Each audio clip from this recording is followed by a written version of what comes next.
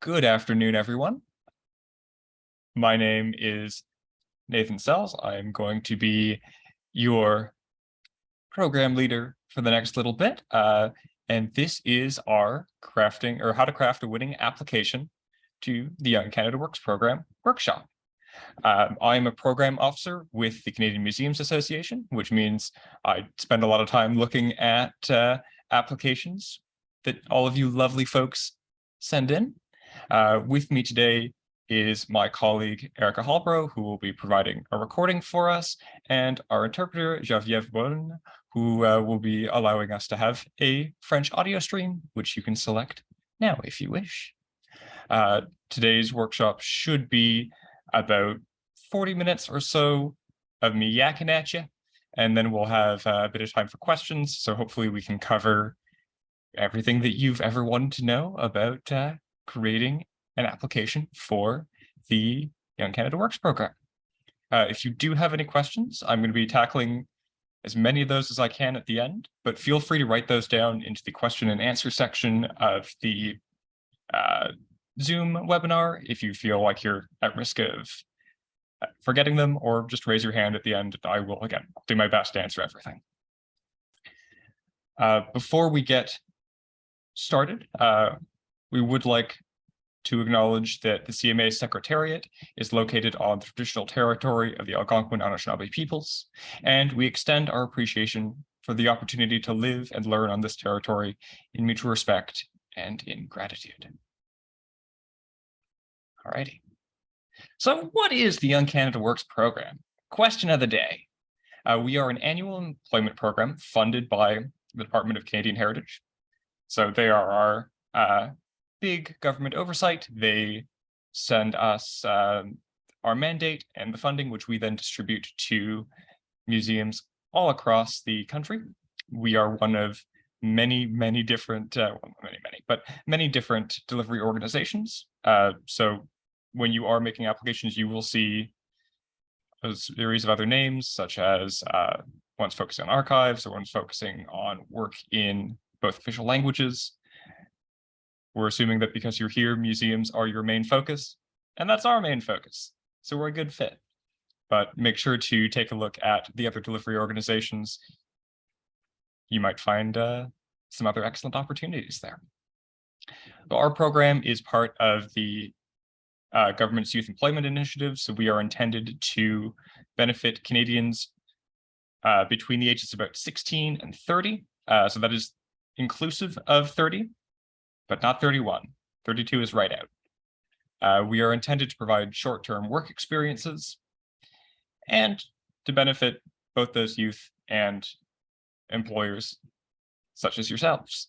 If you are not here as an employer and you are interested in taking the program as a youth, this will not be a very useful session for you, unfortunately. This is an employer-focused session. Now, for those of you who are employers, haven't just left me, the due date for the next session is coming up. That will be on January 20th. So you have 10 whole days to finish off your application. Hopefully, I can give you a little bit of information today that will help with that. A big part of what we want to do is we want to bring youth into museum organizations across the country. We feel that this will help provide a fresh perspective to various museums. It'll also help to fulfill those job mandates, and it helps us at the CMA fulfill our mandate to support museums across the country. You can see from our quote here, there are numerous beautiful aspects of this. As Susan Hopperfield said, our intern continues to bring ideas about how we might consider beginning to decolonize the Hornby Island Natural History Center and what it means to build relationships with Indigenous communities. Our ability to make those ideas viable and manifest both in the layout and in the text in our new exhibition is nothing short of remarkable. So that's one position that we were quite proud of, and we hope to provide similar experiences for you folks going forward. All right. Let's get into the nitty-gritty. Yay! The Young Canada Works program is broken into two main categories: the heritage organizations and the Building Careers in Heritage sector. Now that's our fancy way of saying our student-focused program and our graduate-focused program. So we'll talk a little bit more about what those two programs mean. For Young Canada Works in Heritage organizations, that is our student-focused program. So if you are interested in running a YCW in HO, which is the short form I will be using throughout most of this program, that is a program for current students who are intending to return to school at the end of the work term. These tend to be shorter programs, and they tend to be the more entry-level ones. So these are interns who will require a decent amount of supervision. They can still provide a lot of excellent work, but they're folks who maybe haven't worked in the heritage sector before. It's often a big new experience for them. One of our big changes recently is that these are not just summer jobs. If you want to hire someone who is in high school or in university, because we do start, as young as around 16. So if there's a high school student you want to hire, we can help you with that. And you want to hire them for part-time work, that is completely possible. And for the 2023-2024 season, the funding levels we're looking at are up to 75% of eligible employment costs, or up to $10,000 per position in funding. And just like our other programs, this is a 30-year or younger program. That's the basics on that side. If you are interested in running what might be a more complex program, we have our Young Canada Works at Building Careers in Heritage stream, often referred to as BCH, because otherwise it's a bit of a mouthful. These are much longer programs. They have a minimum length of 4 months and run up until 12. So you can run this the whole year if you get everything working as quickly as you can, excuse me. And these do require the interns to be a post-secondary graduate. Now, we're quite flexible with what post-secondary graduate means. So that can be a CEGEP graduate, that can be someone who's graduated from a college or from a university, even some micro-degree programs. If you're unsure, feel free to let us know and we'll take a look at it. And again, they do have to be 30 years old or younger. In addition to that, for all of our programs, students do need to be a Canadian citizen, permanent resident, or have refugee status. But the big thing with the BCH programs is this is a slightly higher level one. You're still looking at people who are entering the field, but they have graduated, they've accumulated a variety of skills and a bit of a knowledge base already. They're looking to put that to work. And with a little bit of support from you and some mentorship, they can perform some pretty incredible things. Because BCH positions tend to run longer, they are also eligible for a little bit more funding. They are, again, eligible for up to 75% of eligible costs, but this time it is to a maximum of $15,000 per position. In addition, for both of our programs, if you are interested in hiring a person with a disability and you feel that you require accommodations in order for them to have a successful internship, you can let us know, and Young Canada Works can reimburse up to $3,000 per participant for reasonable costs related to job accommodation requirements. All right.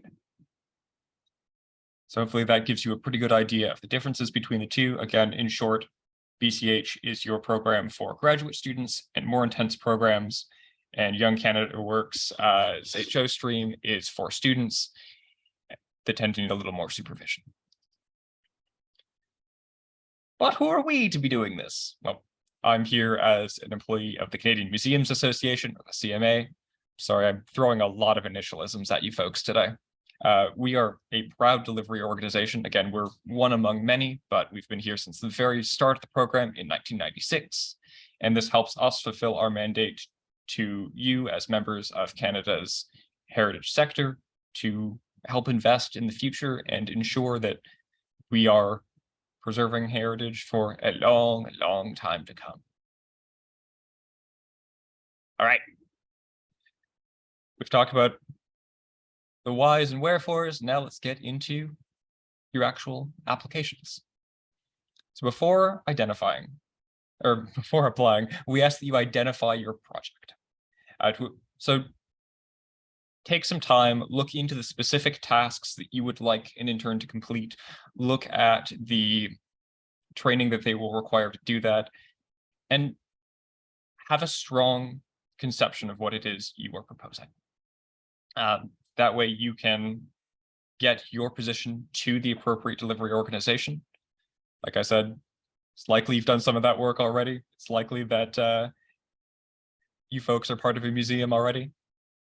That's probably yes, but there are folks who focus more again on languages or on archives.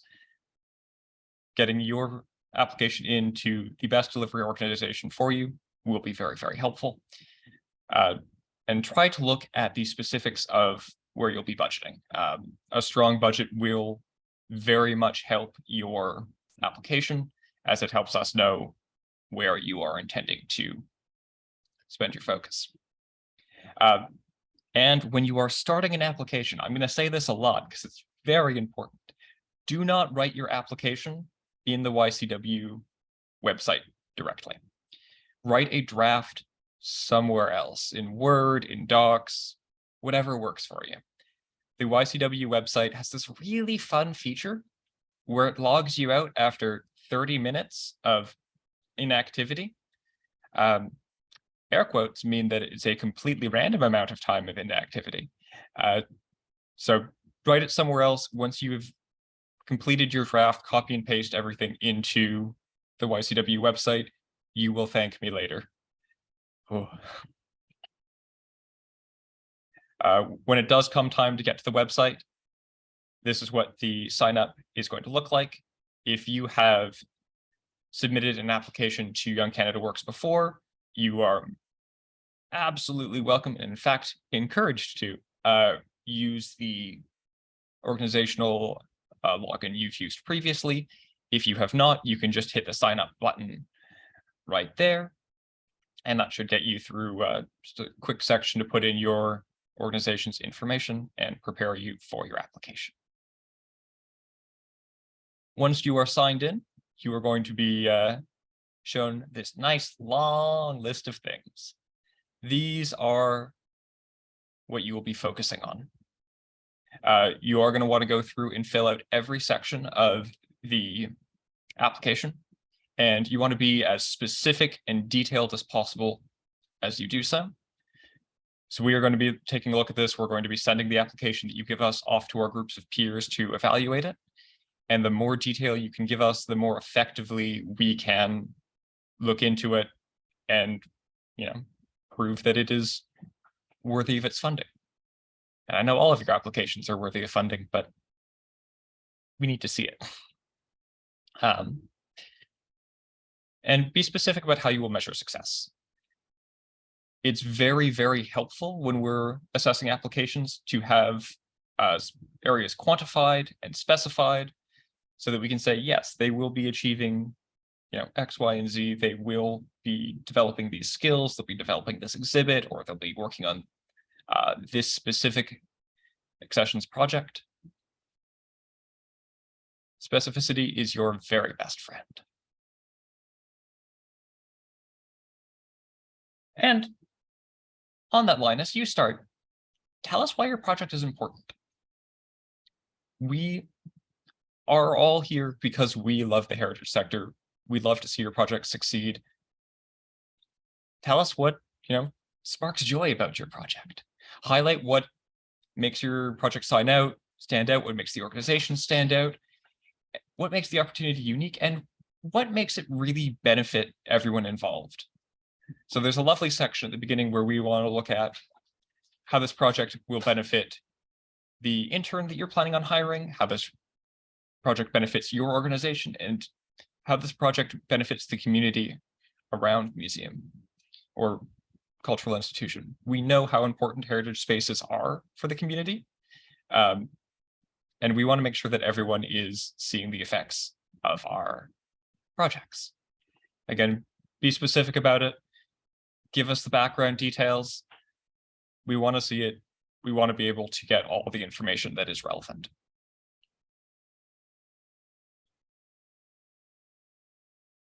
All right. Once you've set out all of those specifics, it's time to get into how exactly you are going to be measuring the success of your project. Again, we want your project to succeed, and we want to see how that's going to be measured.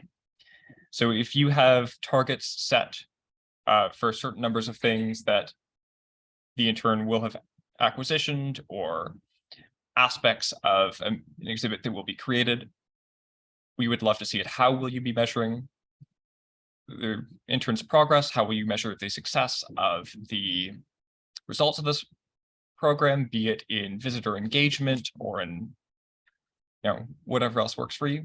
Put that in. It's excellent. And again, we do really want to have a specific goal or a series of specific goals so that we can see that being achieved. Avoid words like many and more.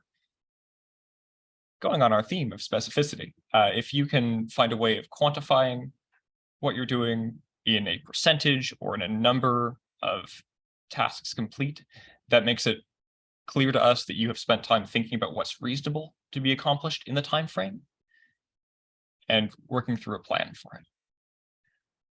So yeah, specificity is king. Building off of that, we want to know not just how you're measuring outcomes, but we want to know your timeline for doing so. This is a really important part of the application, and it's a part that often gets skipped over or doesn't get as much detail as it could have. Build a time plan for your position.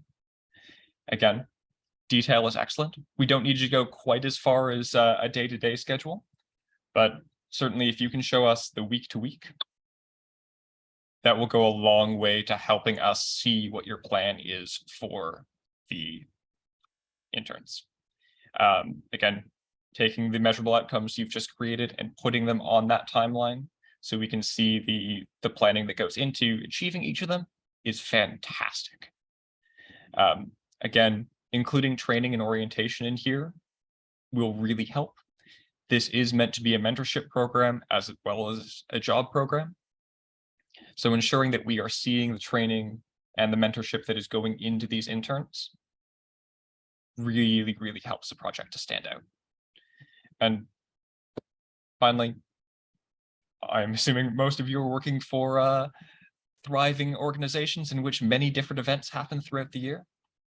Your intern will in some way be implicated in those events. If you can say, hey, we'll be getting this done around the Halloween season, and we're running graveyard tours around that time, our intern might be doing a little bit less accession work at that point because they'll be working slightly more front of house to get that done because we need more people there. Fantastic. Let us know about that. Let us know how the intern is going to work in the early operations of your organization.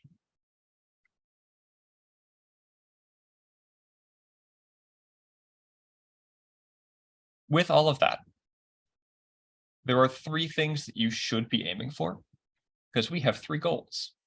And that's to improve the skills, practice, and knowledge in the heritage field, to preserve heritage for current and future generations, and to help the public access Canadian heritage. These are all pretty key mandates at most heritage organizations. So ensure that your position touches on at least one of these goals and is well aligned with it. Like with any goals like this, if you can hit 2 goals, that's even better. If you can get all 3, that's fantastic. That won't be practical for all positions, but make sure that you are aligned to at least one of these goals when you are crafting the program. If these goals don't feel like they work for your position, I would highly encourage taking a look at some of the other delivery organizations, as they might be a better fit. This is really what we are focusing on. All right. From there, we're going to move on to kind of looking at your ideal candidate.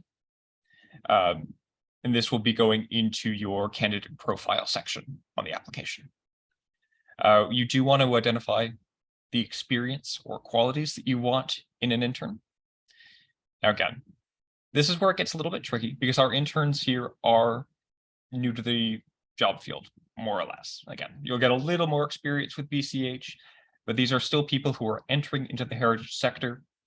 They probably have a fair bit of academic knowledge, or they have job knowledge in other fields, but they are not going to be ready to just like sit down and pop out a new exhibit without any support.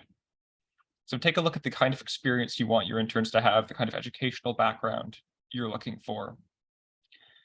But keep it reasonable that these are generally new grads or students. Again, specify what you need from a candidate and try to tailor your position to that experience. Put a good thought into how you will be conducting recruitment. Recruitment has been very difficult for a lot of our organizations lately. The job market is very, very competitive. So making sure that you are putting forth a full plan in place to get your job poster out there. We do have the Young Canada Works Job Bank, and some students are excellent about going through there, as are other interns.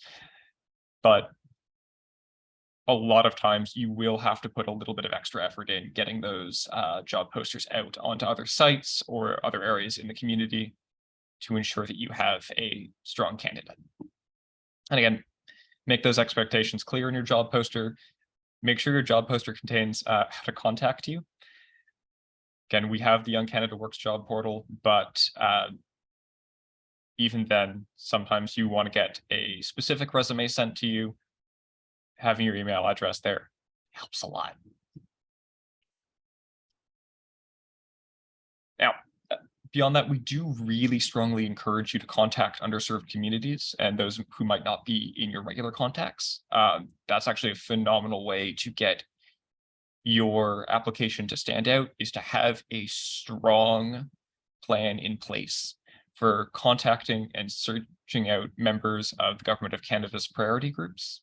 So these are people whose voices probably haven't been heard as much in the heritage sector because they're from marginalized communities. This could be something like contacting local Indigenous community centers in order to poster there. You could reach out to a high school's Gay Straight Alliance in order to contact LGBTQ students to join in the job search. Anything that you can do that proves you are taking that extra step to contact those whose voices have not been heard as much in the heritage sector looks fantastic. And again, it serves our goal of getting new voices into the heritage sector, of reinvigorating spaces and giving your museums new ideas to pull from. Inclusive hiring is essential, and we do mandate that every job poster we put out has an equity statement in it. Talk a little bit more about that later on, but put some thought into that. Small changes, again, like reaching out to a new immigrant center or community centers in the area, can have really, really large results. Next thing to be aware of as we're going through this is our timeline. Like I said, we are coming up on the deadline for applications. That'll be in 10 days. Then we get into the long process of screening. All of the applications that you submit to us will be put forth to a group of your peers who will provide an evaluation, looking at all the metrics we've talked about thus far. A couple we'll talk about in a minute. After that, we'll do a little bit of double checking and putting in all of these scores. And then we will start releasing offers. That means the earliest you're likely to see offers are early to mid-April. And those come from our core funding. So we get funding initially in a lump sum from Canadian Heritage. And from that, we'll be able to fund usually a couple hundred HO positions and about 12 BCH positions. It's not a ton at the beginning, especially for BCH. We do then standardly get a supplemental funding offer from the government. And depending on when that is received, we will release another batch of applications. That can happen much later, usually towards August, but it's entirely dependent on when the government decides to give us the funding that we can then give to you. So do be aware that even this year, I had one of my projects. Well, I have one project that's starting very late, but some of my projects began in December. If you are planning to hire for a time-sensitive event, I would recommend it being a time-sensitive event that happens later in the planned year. This is also a good time to remind you that if you are looking at doing a building careers and heritage position, those have a minimum length of 4 months. So if you are getting a later acceptance there, just be aware that there is a bit of a time crunch there, as usually those can't start any later than early December. All right. Oh, budgeting time. Woo! So the budget is the big scary looking thing when you do get into the application. Beyond that, it's all talking about your plans, and now we have to conceptualize it a little bit further. Take a good amount of time to look through the budgeting document. There are a lot of sections on it that aren't going to apply to everyone, but we try to make it a one-size-fits-all budget so that you do have room to put in any of the budget items that you feel your position needs. Like I said earlier, for this year, Young Canada Works can contribute a maximum of 75% of wages and mandatory employer costs, up to 50% of total costs. Young Canada Works can only contribute to wages and mandatory employer costs. So other items are not within our purview. They're there to help you build your budgets and to plan for your resources and other organizational needs.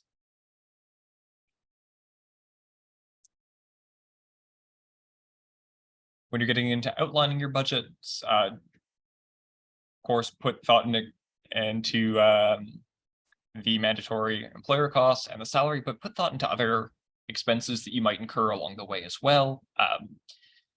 Particularly things like recruitment. Like I said, it's a very competitive job market out there, so you might want to put a little bit more cash into searching out new employees, professional development. If you can find any nearby professional development plans for or opportunities for your interns, that's fantastic. And again, it's a competitive job market.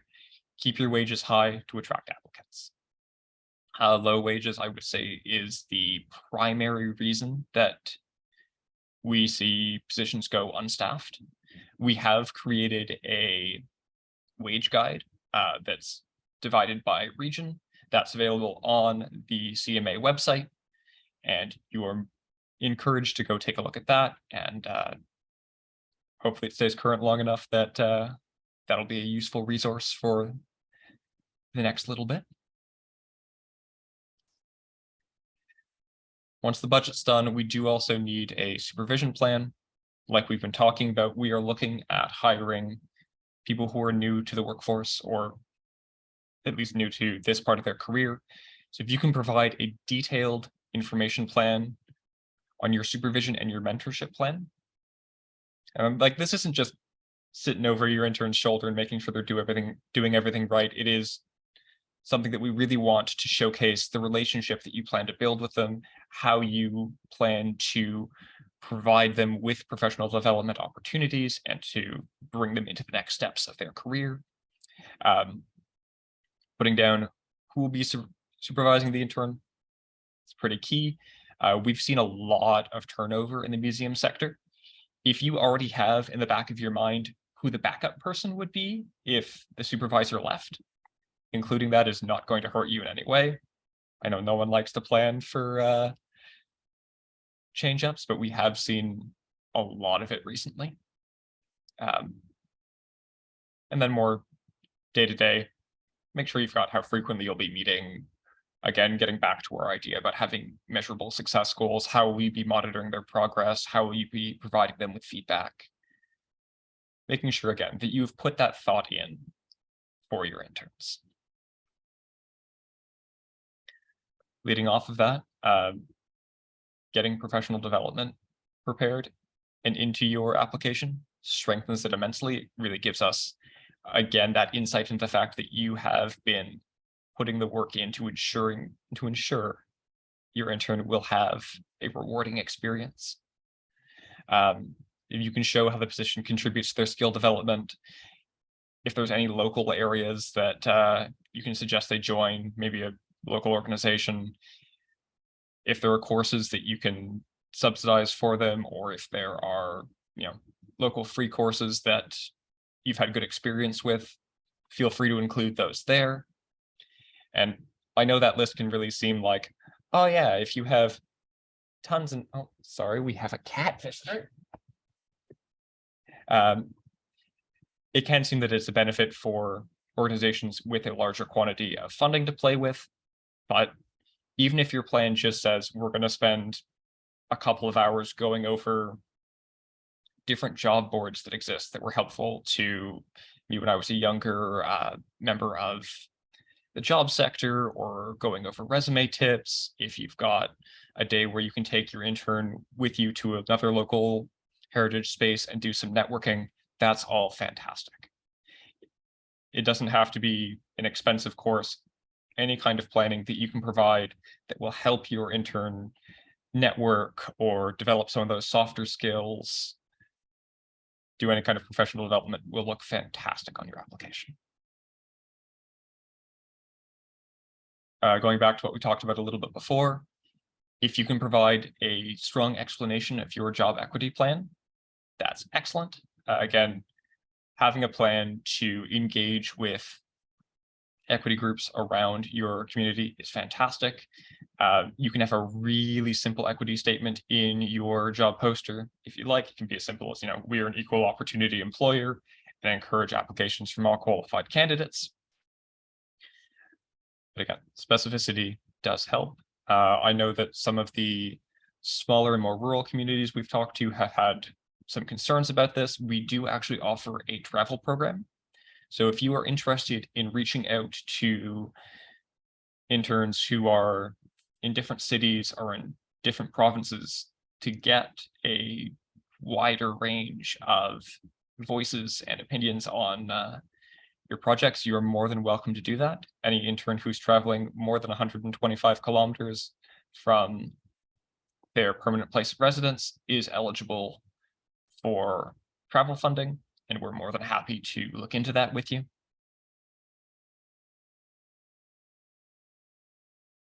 All right. Again, I said we're going to talk about it a lot.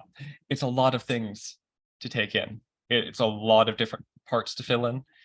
Please fill it in another word processor and then copy and paste it into the Young Canada Works website. You do not want to go through that whole budget and all of those other sections and then hit save only to be locked out. It's a terrible feeling. Trust me, you only do it once. If we reach the end of this and you have more questions, you are more than welcome to send us an email, ycw@museums.ca, or check out our other resources on museums.ca. Like I mentioned earlier, this session is being recorded and we will put it up there once we get it all sorted out, so you'll be able to rewatch it and hear my lovely voice again. And we'll do our best to answer any other questions you might have. Big takeaways from all of this. But again, these jobs are meant for people new to the sector. So don't set the bar too high in terms of qualifications. It can get disappointing. Include as much detail as possible. Again, we lose a ton of applications that sound great because they don't have enough detail. And if there's not enough detail, we cannot assess it. So ensure that you are demonstrating that you have put the thought in that I know you've all put in, so that we can accept you. And again, we're looking for big substantive responses. All in all, Appeal to our emerging professionals. They are your target audience for your job posters, and they're who we're trying to get into the careers now. Highlight what makes you stand out as an employer. Have a strong outline of your budget. Make sure you're aligned to some of our Young Canada Works program goals. Make sure you have measurable outcomes. Have a comprehensive timeline and take into account that our timeline can get a little bit funky and probably will not start before April. Include a detailed supervision plan so that we know that you are going to be there and working with your intern for the entire period. They're not going to be off in some dark corner sorting through dusty relics with no light or help. Prioritize professional development so that we know that they are going to be growing in this. Explain your job equity strategy. And again, never work directly in the Young Canada Works portal. It will lose all your work. You will be sad. All right, now the most exciting part. I see we have a few questions already. If you folks have any other questions, feel free to write them in the chat or raise a hand. I'm going to go through the questions we have in the chat first, and hopefully I'll give you all some good answers. I am the size of a postage stamp. I am small in the corner, so we have the piece bigger. Hopefully that wasn't too much of an issue. This section should identify specific skills the job will help the digital education assistant development, provide examples.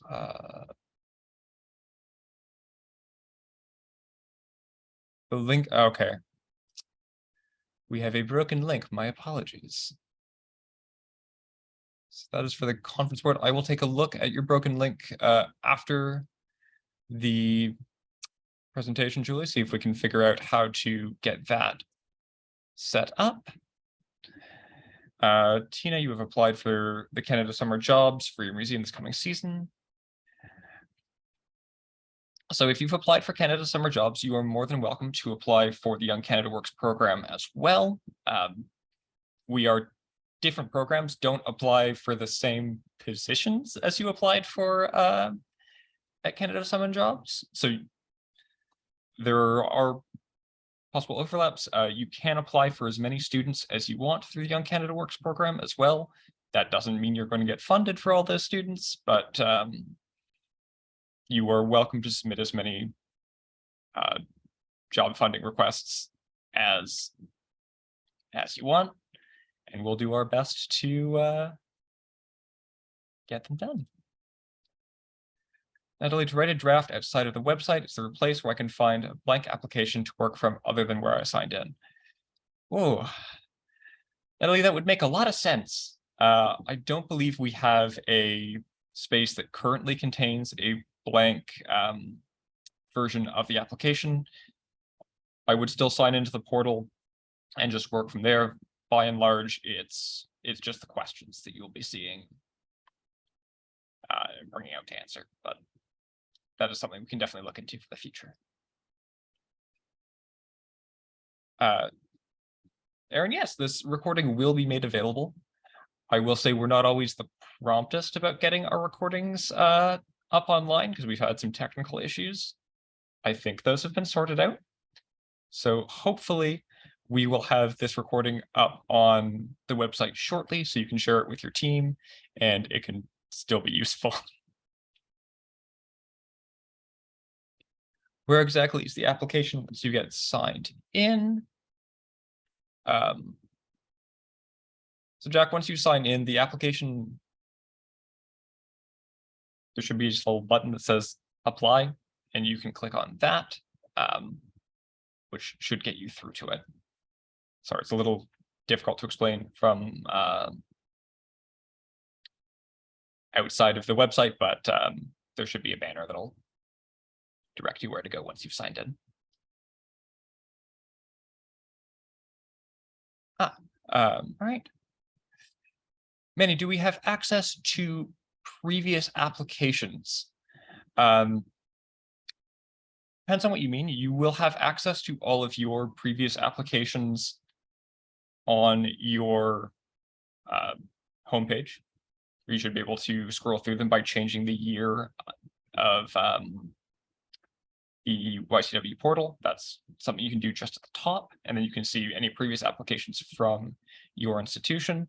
I don't believe we have any exemplar applications. That being said, if you do submit an application to the Young Canada Works program and you are not successful, you are more than welcome to send us an email requesting feedback, and we'll go through the feedback that our peer reviewers put in, and we can send a kind of cleaned up version of that to you so that you can improve in future years.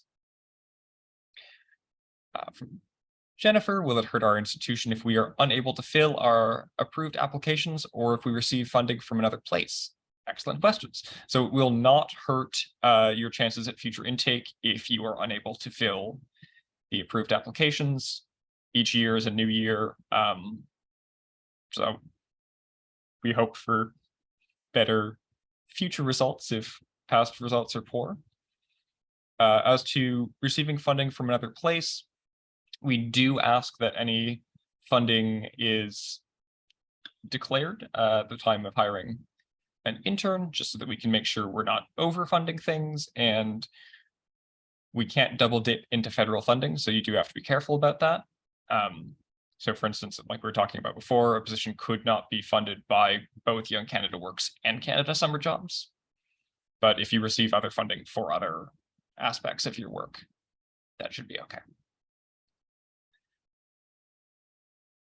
Erica, are we able to apply for more than one project? You are!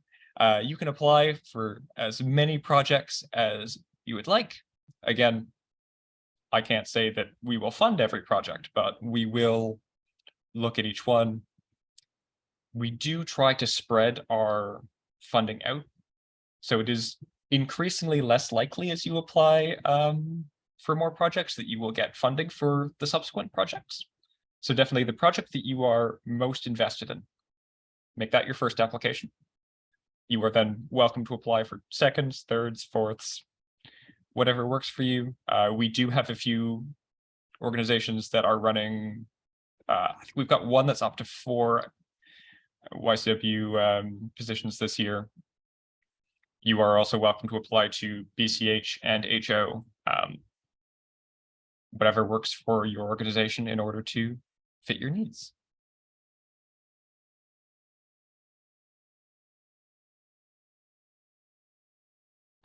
Julie Tucker, you were looking for a link. I'm not sure which link you are looking for. Jim, I believe chat is disabled because we are just using the Q&A section right now. So if you have questions, you can pop them in here, but we're not using the chat box specifically. Susan, excellent suggestion. Susan printed off the application from the website to work offline. That works very well as well if you want to have something to look at while you are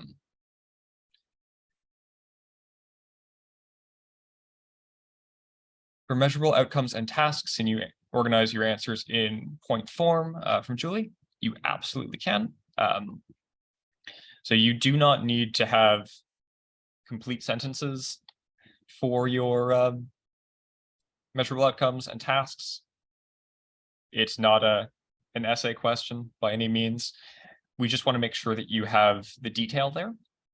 If that detail can come across perfectly well in point form, there are no marks for style. Do whatever feels best to you. Catherine, you need to copy and paste or print to get the questions into a document. Yep, that will work quite well. Jim, why can't you save your application information on the YCW website, then return to it later? This is a very annoying shortcoming. So you actually can save your application information on the YCW website. It's just very finicky. So there is a button, there'll be a save button, a validate button, and a submit button, I believe, depending on which position you're on. You can hit save. It will probably save things for the next time you come back in to edit it. I just wouldn't rely on it. The website is something that we are constantly working on, but the website is much more likely to fail you than something that is saved on your hard drive. So I wouldn't recommend it. You can give it a shot, but it's it's finicky. Kathleen, is there a recommended number of months for the BCH program? I want to apply for 8 months, but what happens if I apply for this number but get approved later in the summer and then can't fit the 8 months in before March of 2024? That's an excellent question. So there's not a recommended number of months. I would recommend apply for the number of months you think the project will take. If you get approved later in the year, we can go back in and we can make amendments.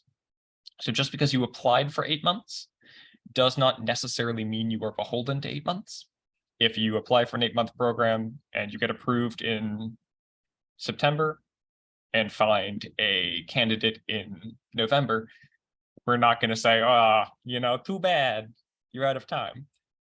We will work with you to reduce that program into something that is still achievable, or ask you to provide us with an updated version of your work plan, and we'll go from there.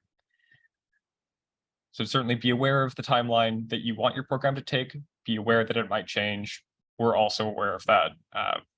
We're not going to be too much of a stick in the mud when it comes to that.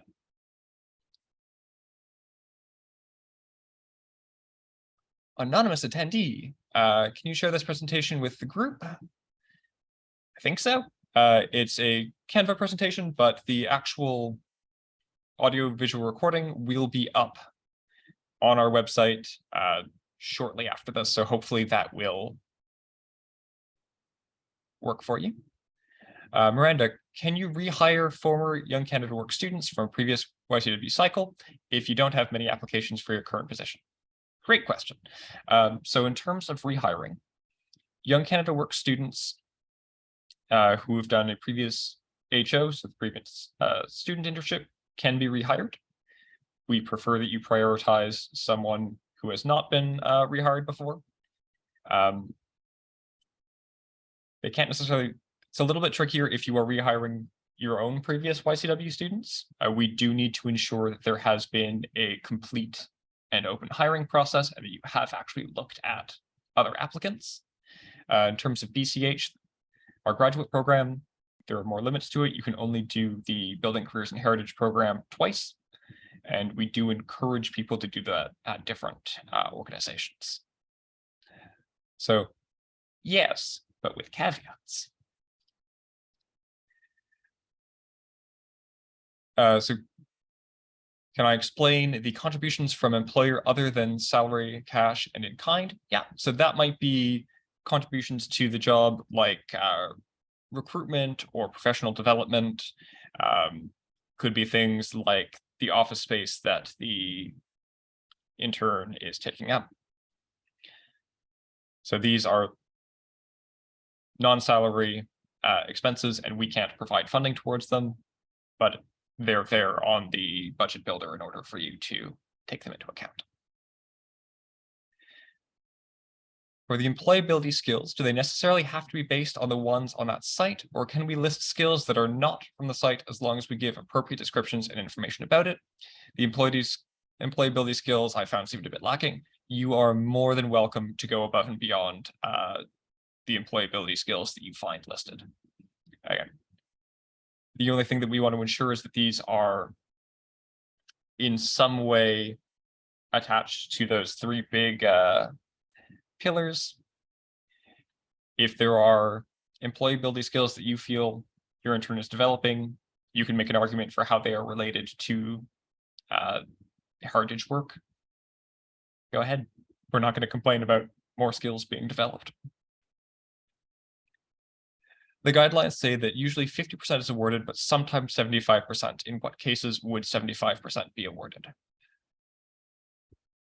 So that is a question I unfortunately cannot give an exact answer to.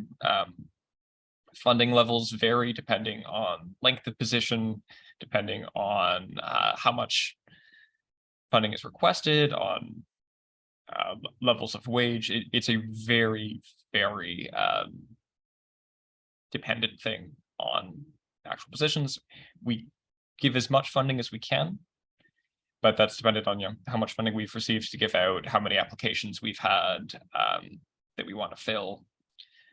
So I can't give you an exact explanation of what would make you more likely to receive 75% than 50, but just write the best application you can, and I wish you the best of luck. Sorry, it's not the strongest of answers. Is funding spread by town, city, province, or only by organization? So again, there's not a hard and fast rule there. Organizations will receive a maximum amount of funding for each position will at the organization. And again, we do try to spread it out between organizations. We do keep in mind applicants from various provinces, and we do our best to kind of keep things even between them. We do also try to ensure that rural positions are being properly represented. So there are not hard and fast rules about it beyond the organizational level, but we do try to keep things fairly well spread out so that everyone is receiving funding.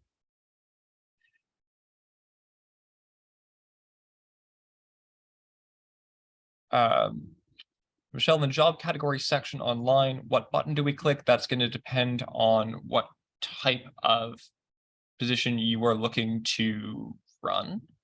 So I can't give you a specific answer for that one without knowing more about the position that you're looking at.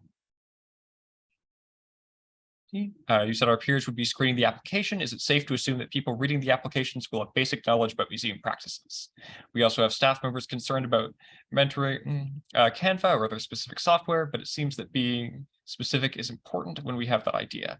What would your advice on this be? Okay, so first off, you can safely assume that those screening the applications will have fairly good knowledge of museum practices.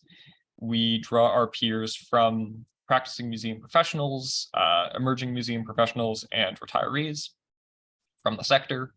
So these are people that we have long working relationships with, or sometimes new working relationships with, but they are definitely people who are in the sector. They are knowledgeable about museum operations and are editing from that point of view.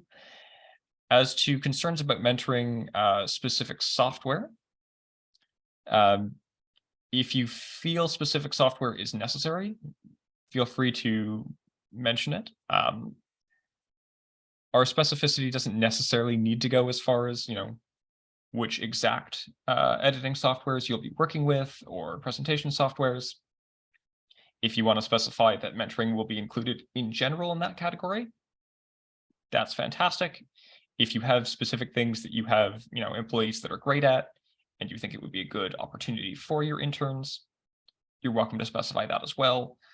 But I don't think we need to go down to the level of which software the intern will be using, unless it is of key importance to the position.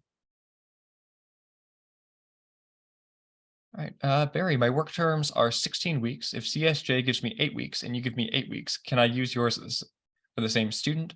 So Barry, we cannot fund the same position that CSJ funds, because that would be double dipping into federal funding, and that we're not allowed to do. So sadly, the answer on that one is no.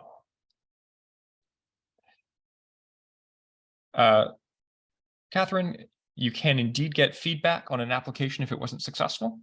If you have submitted an application and have met with limited or no success, feel free to send us an email at our ycw@museums.ca email address requesting that, and then we actually go through every year and compile again, everything the peers said, and we send that out to the organizations that have requested it. You do have to request it in order to get it, but it is very much an option.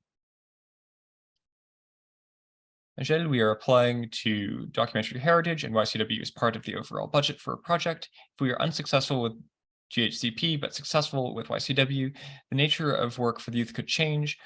Would this be navigable with the help of a program officer? So yes, it does happen every year that there are positions that change. We're not going to sit here and just waggle our fingers at you and tell you you have to stick to exactly what happened in the application. We want you to stick to the spirit of the application, and whenever possible, stick to the application, because it has been peer reviewed. That is how we ensure fairness. But if something changes and you started an application, or you started your program 4 months later than you thought you could, and the big event you were going to plan for has happened already, or something pulls out, something changes, let us know. If you tell us and we're able to work through it, we're able to keep the new position in the spirit of the old position, it's very unlikely we're going to say no. We don't want to be canceling and yanking funding away from folks, but we do want to make sure that students and interns are still getting as rewarding experiences as the ones we initially promised. You said having a timeline for measurable outcomes would be beneficial. Would that go under work plan or measurable outcomes? Is there any consequence to copy pasting? A good answer, or a good question. So for your timeline, I would put that under your work plan. I would specify the measurable outcomes in measurable outcomes. You don't necessarily need to put those in as much of a timeline there. You might give an idea of it. And then in the work plan, I would work them into the specific spaces. I would not copy paste if I were you. You can certainly copy paste sections. If it's, this is the measurable outcome, this is when it's going to happen, but it's the same measurable outcome, you don't need to reword that. But if large chunks are copy pasted or entire sections are the same, peers don't usually like that and tend to score it pretty poorly, so I would not recommend it. And again, the whole idea is to make sure that we see our applicants have put in the thought necessary, and copy pasted big areas can be a red flag there. So again, if it's a specific measurable outcome, that's not going to change. You can copy paste that, but don't copy paste a big section. That will reflect poorly. So typical Merck figure, 12% of the salary when we calculate this. So Jack, the typical Merck or mandatory employer cost figure will vary a little bit from province to province and organization to organization. 12% is certainly not uncommon, but I wouldn't say there is a specific answer I can give to that one. Susan, should we apply for 75% just in case? You are more than welcome to apply for 75%. Because you've applied for 75% doesn't necessarily mean you will receive 75%. Budgets are one of the things that we will always take a look over on our side, and we will adjust the funding. Certainly apply for 75%. Worst we can say is no. Right. Oh, getting through. Would a high wage ever be a limitation based on funding for the Young Canada Works program, especially pertaining to the student program as opposed to the graduate program? So no, a high wage, I don't believe would ever be a limiting factor. We are big proponents of living wage work here. A big part of our job is ensuring that our internships are paid and fairly paid. What I will say is there's a point at which we top out on funding. So if you have a very, very high wage, you might receive a smaller percentage of your position covered because we simply cannot cover more than that 75% or that $10,000 for HO, that $15,000 for BCH. So just be aware of that. What is the maximum YCW student wage you can provide? That is completely up to you. Again, we top out at $10,000 for HO programs and $15,000 for building careers and heritage programs. So that will affect the percentage we can cover, but you are welcome to set whatever wage you like. Sometimes peers will note that wages seem high for a position, but that doesn't tend to give you much in the way of demerits. All right, we have 2 locations for our organization. Applications being made both to organizations. Should the application be made by location, or can the organization apply for both locations? Will this affect the decision-making in receiving students? Well, I would apply by organization if I were you. It certainly depends on how you divide things between your two locations. So it can be a more nuanced answer that I can necessarily provide, but my recommendation would be apply as an organization, note that you have the two locations, and apply for both positions that way. Because our profiles are set up on an organization by organization basis, that will help us look into your application with more detail. Again, you might run into issues there with only getting one of them, but that would work the same way as if you had applied from two different organizational setups. All right. I believe that is all of our questions answered. Did anyone have any other questions that they wanted answered before we wrap things up? All right. Well, folks, thank you all so much for joining me this afternoon. I hope I've been able to answer some of your questions and give you some insights into how to craft a Young Canada Works application. If you have any other questions, feel free to give us an email. Again, the address is ycw@museums.ca. We'll be more than happy to help. All right, enjoy the rest of your days, folks. Thanks again for joining me.